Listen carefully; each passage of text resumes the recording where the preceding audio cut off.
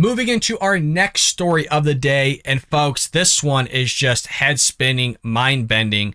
You have an MSNBC host and guest saying it's white privilege to worry about inflation and gas prices while blacks are worried about being killed by cops. This is a real thing. It's just, it's so crazy that these kind of clips just keep arising. And like I've always said, it is content, but there is a mythos. There is a whole realm in which the Democrat Party lives in that nobody else does. And I'm talking about reality. Democrat Party, non-reality, everybody else is dealing with reality. And just the amount of asinine things that come out of this clip in about 4 minutes is just mind-blowing. I'm going to try my best not to pause it after every sentence these people say, because I want you guys to hear everything. But I'm just going to pick and choose a few things to talk about because we'll be here for an hour. Literally an hour, just going over every asinine things these two people say. Let's go ahead and roll it.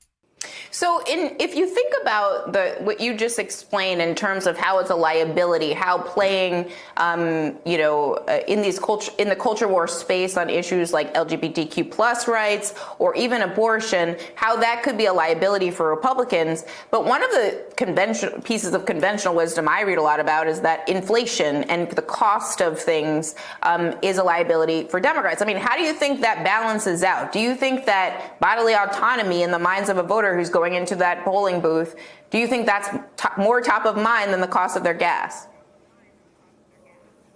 I think ultimately that in order to even have to care about inflation, you have to be alive. And if you're a woman right now who has a difficult pregnancy that's threatening your health, you know what? That's going to matter a lot more to, I think, than inflation. And furthermore, elections aren't about how you start, they're about how you close. And I said months ago, Republicans were peaking way too early. When everyone wrote Democrats off for dead, I'm like, listen, there's a lot of game left to be played here, a lot of field ahead, and Republicans every step of the way seem to be hitting that self-sabotage button. I mean, just in the last week alone, somehow, they've managed to put themselves on the side of China, on the opposite side of veterans, two constituencies that they've really... We're on the side of China? Since when? This is news to me. Somebody let me know. I read a lot of articles. I read a lot of news. I watch a lot of headlines. What is he talking about? I mean, you just saw our last segment. I don't agree with what China's doing. The Republican and conservatives don't agree with what China's doing. So what is this guy talking about? Furthermore, talking about this whole thing of against the veterans, talking about that whole thing that the Democrat Party wanted to pass when they're throwing in over $200 billion of things that have nothing to do with veterans in the first place. So if you want to give $400 billion to veterans, conservatives and Republicans are all for it. But this guy and his party just manipulating everything, making it seem like conservative Republicans aren't for veterans, all the while you have them trying to put in all this spending that doesn't go towards the vets in the first place. It's disgusting politics. That's the part of politics that I don't like. And if anybody's new to the show or even old to the show, you all know for the most part that I love politics. I think it's comedic. I think this type of stuff's hilarious, but also that type of messaging is disgusting and it's wrong because it's lying. I don't appreciate it, don't like it, but let's move on. Been in their wheelhouse for years that they've upended, and all the while they continue this extreme war on women. I mean, this is the only political party I can think of that actually uses the Handmaid's Tale as an instruction. Why is he singling out women? I'm sorry. I was told that there's the trans community, the LGBTQ plus elemental P. I was told that men can give birth. Why is this just a woman's issue? Why is this not a man's issue? I think that's really discriminatory of him to say. I think he should be canceled. I think, quite frankly, he should be censored because of all that. Obviously, I'm being facetious. Obviously, I'm joking. This is the type of idiocracy we see from the Democrat Party eating themselves with their own logic of focusing on women, focusing, this is like a threat against, women and reproductive rights and all these things. But yet at the same time, they can't define what a woman is. But at the same time, they also say that men can be women and women can be men. I mean, just wrap your head around all this. Try at least. And it's going to backfire big time in November. That's a frightening thought. I definitely don't want anybody to pick up that book and use it as a to-do list. That is not a good thought, Kurt. One of the things that you... But doesn't question the man on any crazy-ass thing he just said.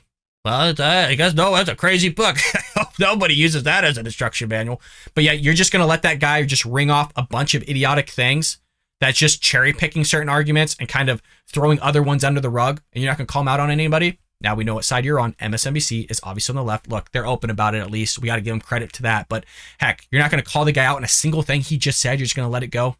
Said there that I really think is important is the fact that, inflation, it's almost a privilege to care about inflation as your number one issue.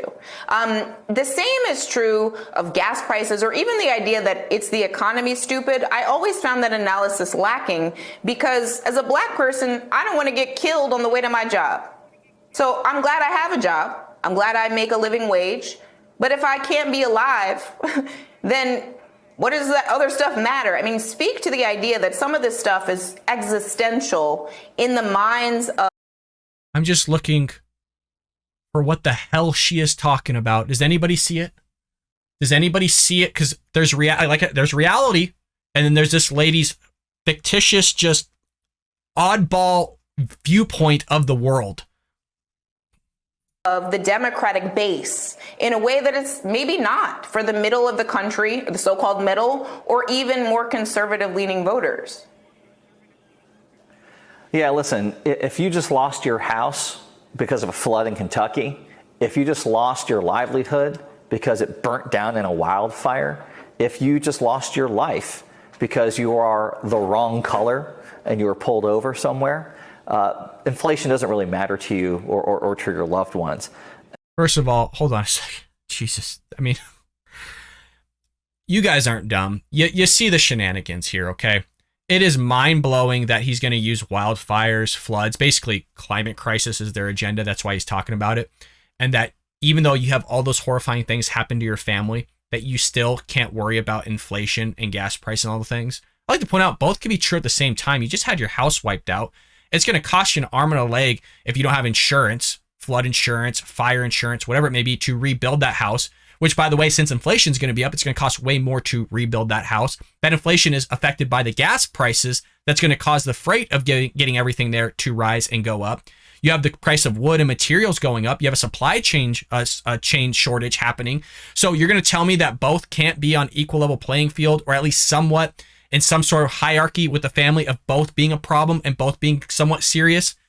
I mean, but it's a privilege. It's a privilege, a white privilege specifically, and we'll get to that in a moment of, oh, well, it's only white people that would have to worry about inflation and gas prices.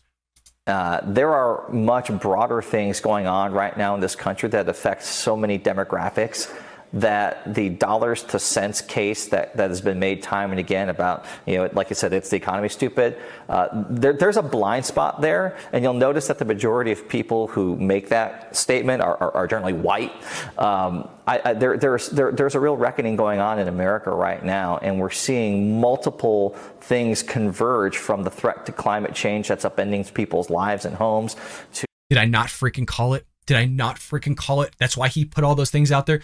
See, climate crisis is it's the biggest issue. It's the biggest issue that we face. It's amazing how they go from like the kitchen table issues, or how Joy Behar calls it, the countertop issues, to, the floods and all these things, then to it's just white people that will focus on freaking inflation and gas prices. To the struggle with social justice, to still the ongoing struggle with a pandemic, not to mention, again, what Republicans have done just advancing an entire war against women. Those are things that I think cut much more personally and directly than the overarching issue of inflation, because like you said, it's almost a luxury to even have to think about that when these other things are threatening your everyday life or the lives of your kids. I mean, we live in a country right now where if you send your kid off to school, you don't know that child's going to come home safely because Republicans are in the back pocket of gun manufacturers and the NRA. Those are the things that I think matter just as much, at least, as inflation. It's exhausting. It's literally exhausting listening to these people. And like I said, you all can see that after every sentence, you can literally pause it and comment on just the pure stupidity that's coming out of this gentleman's mouth. And just the contradiction against his own party, where you have Republicans making war against women. You've been telling us for years that men can give birth. So if you're talking about abortion and men can give birth, why is it just a woman's issue? Answer me that question. Follow up. Why is this lady not following up with anything?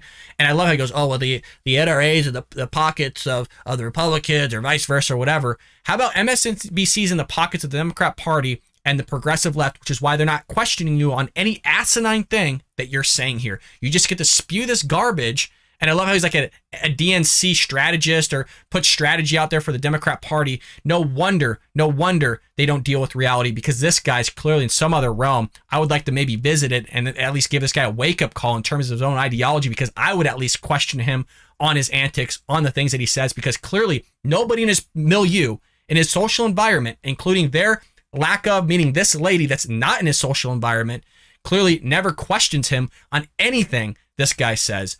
Mind-blowing. So there you have it, folks. MSNBC saying that it's white privilege to worry about inflation and gas prices because, look, black people don't worry about it. Asian people don't worry about it. It's just a privilege. I like to point out that in a lot of demographics, even amongst the blacks and Asians, in certain areas, they are outperforming whites. So somehow it's just a white privilege thing, but it can't be any other privilege. Odd. No Democrats are going to call them out on it. They're not going to be canceled or censored. But if we say something crazy, like conservatives or Republicans saying something, we get censored, we get shadow banned, you get your comments deleted, whatever it may be. I mean, you can literally, as a conservative or Republican, go on Twitter and say that a biological man is in fact a male and get banned or censored, meaning you actually said a fact and you still get removed. But these people get to say non-facts, idiotic things, and it just gets to fly out there. Everybody gets to listen to it. Everybody gets to hear it. So double standard from the Democrats and the progressive left. I hope you enjoyed that clip from the Bald Brad Show. If you did, make sure to hit that subscribe button so you can stay up to date on all our future content.